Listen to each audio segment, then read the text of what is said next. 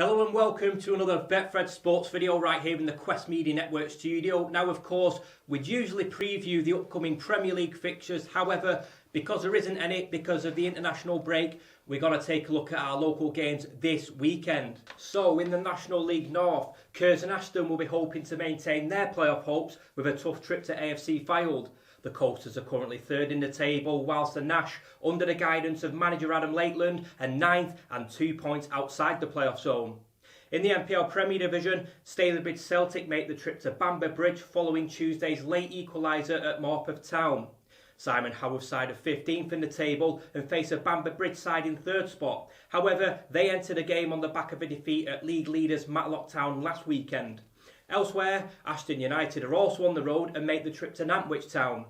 2 places separate the sides ahead of the clash, with Ashton in 19th and the Dabbers in 20th spot. Michael Clegg's side will be hoping to build on last weekend's 1-0 victory over Lancaster City at Hurst Cross. Jack Redshaw's effort in the 24th minute was the difference between the sides on the afternoon. And finally, in the NPL Premier Division, Hyde United will be hoping to end a 6-game winless run with a home clash against 5th place Buxton. The Tigers looked destined for victory last weekend but conceded 2 late goals to lose 2-1 to Whitby Town. In the NPL West, Glossop North End could well make it a hat-trick of victories as the Hillmen make the trip to Warrington Rylands. Stuart Mellish's side beat Market Drayton Town 3-2 last weekend and have scored 6 goals in their previous 2 games. Meanwhile, 7th place Mosley are back at Seal Park and take on Kidsgrove Athletic in 17th spot. The Lily-Whites attempted a late fight back at Clitheroe last weekend at 3-0 down, however they could only manage to pull 2 goals back. And of course we've also got some championship games taking place this weekend, beginning tonight with Huddersfield taking on Stoke City. Huddersfield in 6th spot, Stoke in 11th. Peter, got the ingredients to be a cracker, and even at this stage of the season with a few months to go, Stoke really need to win this one. Yeah, well, they most certainly do. Stoke are a highly ambitious club and be looking to get back into the Premier League, of course. I think it's quite interesting, these breaks, to see how teams from the Championship are progressing. Notably Fulham, of course, who I know we'll talk about later. But some of the other teams as well, quite interesting to see how they're getting on. Yeah. I enjoyed that game, Blackburn and Middlesbrough, the other day. I thought that was a good one. And you think Blackburn, I mean, they deserve a chance back in the Premier League, and they're riding high, aren't they? But you mentioned about tonight's game. Huddersfield are 6-4 to win, and Stoke 2-1, and a draw is 9-4 with Betfred. Well, like I said, reflecting on that game early this week, Blackburn beat Middlesbrough 1-0. They've been out of the Premier League a long time now. Do you think it is about time that they return? Because they were an established Premier League side for years, weren't they? Well, Betfred have them at 20-1 to get back into the Championship. The third favourites behind Fulham at 1-7. They're going great guns, aren't they? Bournemouth, they're 8-1. And then Blackburn, as I say, 20-1. Next up is West Brom at 25-1. And QPR, who were always there or thereabouts, they're 40-1 to get back into the Premier League. Sheffield United, they're 50-1 with Betfred to do likewise. Well, as Peter said then, Fulham riding high at the top of the Championship this season. They've scored 22 goals in the previous 4 games, and they're set to host Blackpool at Craven Cottage this weekend. And as you can see right now, here are the latest odds ahead of that fixture. But Peter, when you take a look at this game, Blackpool are one of few teams to have beaten Fulham this season. Yeah, and they've got Jake Beasley, who was signed from Rochdale. He'll be out to make an impact in that sort of game. But the way I'm looking at Fulham is they'll get a first test of what life could be like in the Premier League at the highest level when they're in the FA Cup, because they're the team that City are drawn at home against when football, big time football or elite football, is back. Not this weekend, the next weekend. And I've got the FA Cup odds here. City are the favourites, 11-4 to win it outright. Chelsea 5-1, Betfred have Liverpool 6-1, United, more of a cup team nowadays, 7-1, and West Ham 10-1, Everton 25-1. They look like they're going to get Frank Lampard appointed today. Do you think that'll be a good decision? Not particularly, no. He hasn't got any great links with Everton. No. He did okay at Chelsea. He brought through a lot of the young kids. He's credited with getting Mason Mount into the first team and therefore the England team as well. But I think I can't see that being a great appointment. I think it'd be better if they'd have stuck with Big Dunk to the end of the season, then had a big look at how they wanted to set up the whole system, because it doesn't seem as if it's the manager's fault why they're struggling. It's the system that isn't quite right. Seems like a poison chalice, though, doesn't it? I mean, for Frank Lampard, you're coming into a squad that, depleted of confidence, they're struggling at the bottom end of the table for the first time in many years. I mean, you look at Everton as a club, they should be pushing, say, for 6th spot, something like that, maybe 5th spot, and to be fighting off relegation, you don't really want to be going into that, do you? Well, I heard something on the radio the other day, and the Everton fans have been mocked for their lack of ambition. I mean, it must be a nightmare living in Liverpool and the great success of Liverpool all the time. It's not like slightly closer here in Manchester, but they really do need to get some ambition in there. I thought Mourinho would have done a job at there, because he's a born winner.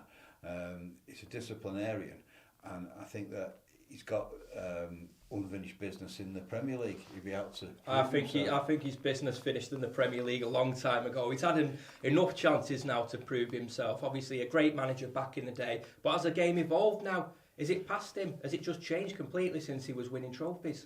Well, at the end of the day, it's about getting that ball in the onion bag and sorting out a plan to stop the other team doing it.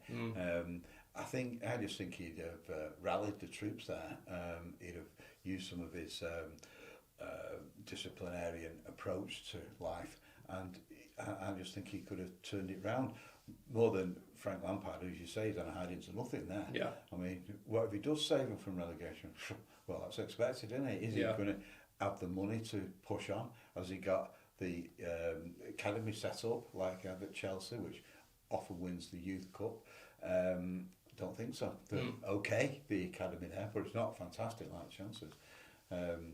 And they miss out with the youngsters to Liverpool, Manchester United, Manchester City. Well, it could be a risky move for Frank Lampard to Everton. However, it's not going to be a risky move for John Sheridan, who's returned to Oldham Athletic, I think, for a 4th time now. He's already kept them up twice. He's going for a 3rd time. Peter, you look where they are in the league, rooted to the foot of League Two. They're destined for the drop, as Stockport were about a decade ago. Do you think he's going to keep them up? He's come there and he said to the press that he believes he can keep them up, but is this a challenge too big for even him? Well, if anyone's going to do it, it'll be him. He's got a tough start as well, because he's playing against Rochdale in the derby game. Betfred have Rochdale's favourites for that, 13-10. Oldham 21-10. Draw, which is a great possibility, 5-2.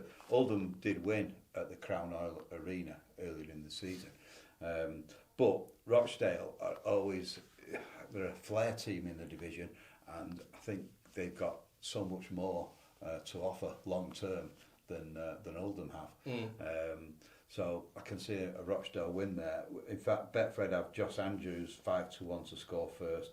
And Rochdale have signed Luke Charman from non-league. Right.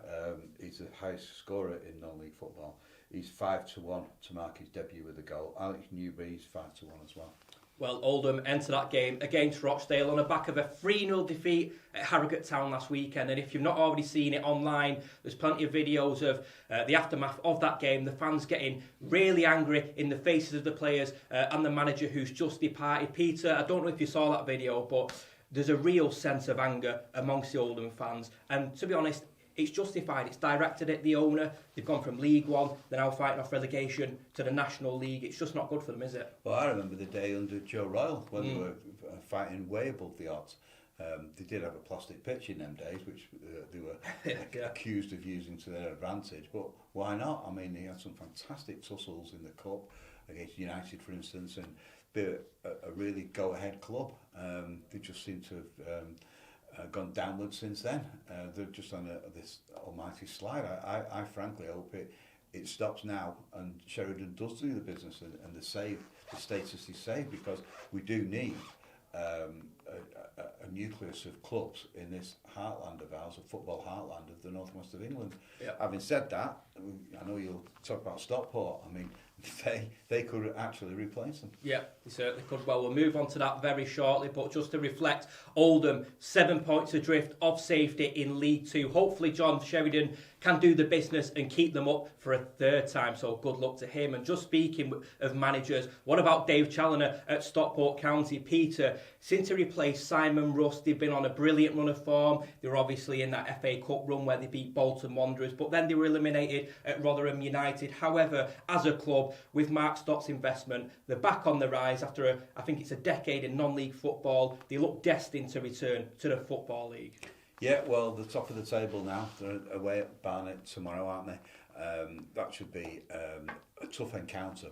But Stockport play a real intensive style of football. I was talking to someone in the know about Stockport the other day, and he was telling me that they model their play on Liverpool, with pressing from the front, really clever midfield play, and just not letting, not conceding. And they have got a great chance. I mean, Chesterfield have got their own problems. The manager's suspended there, and they're the greatest rivals. They've got a game in hand, so they could overtake them if they win that game.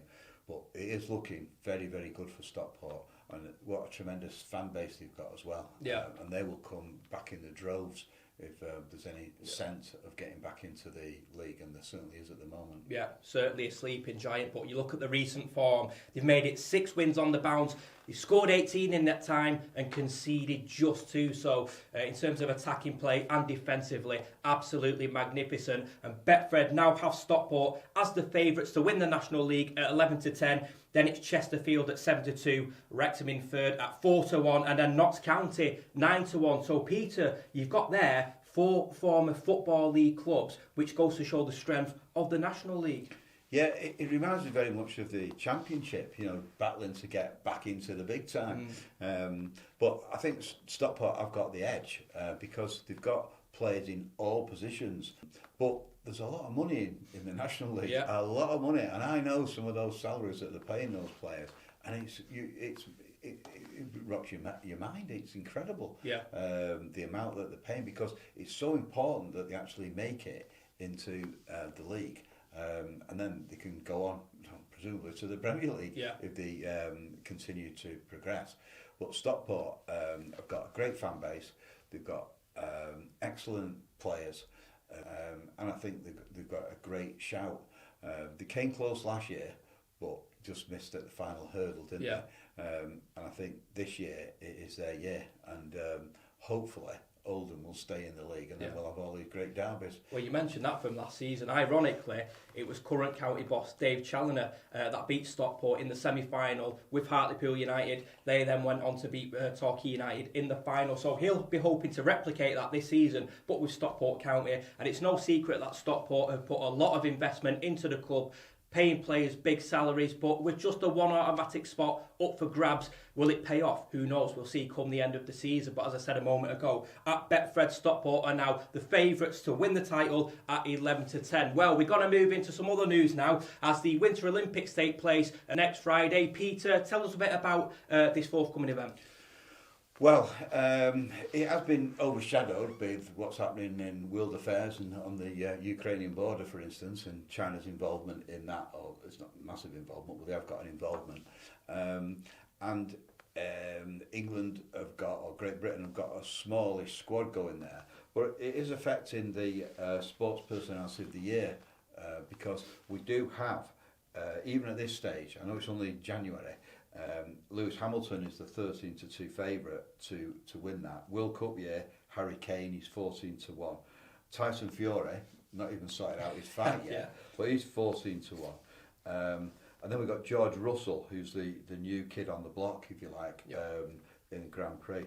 But you mentioned about the Winter Olympics taking place in China, and we have got a guy called Aaron Ramsdale at 40-1. Now, he is a slalom skier from Pendle, and he trains up there, and him and his wife run a cafe, and he's the first Briton to win a World Cup downhill race, and he is, what happens with the Sports Personality of the Year on the world stage, if a Brit wins, they immediately get higher in the rankings. Right. And that's why he's in at Betfred at 40-1 to actually win Britain's first downhill Olympic medal for skiing. Well, it's been great speaking to you, Peter, but just to reflect, in League 2 we've got the derby, it's Oldham Athletic taking on Rochdale. Tonight in the Championship we've got Huddersfield Town taking on Stoke City, and if you do fancy a punt on any of these fixtures, Betfred stores are now open, but you can also bet online and via their app.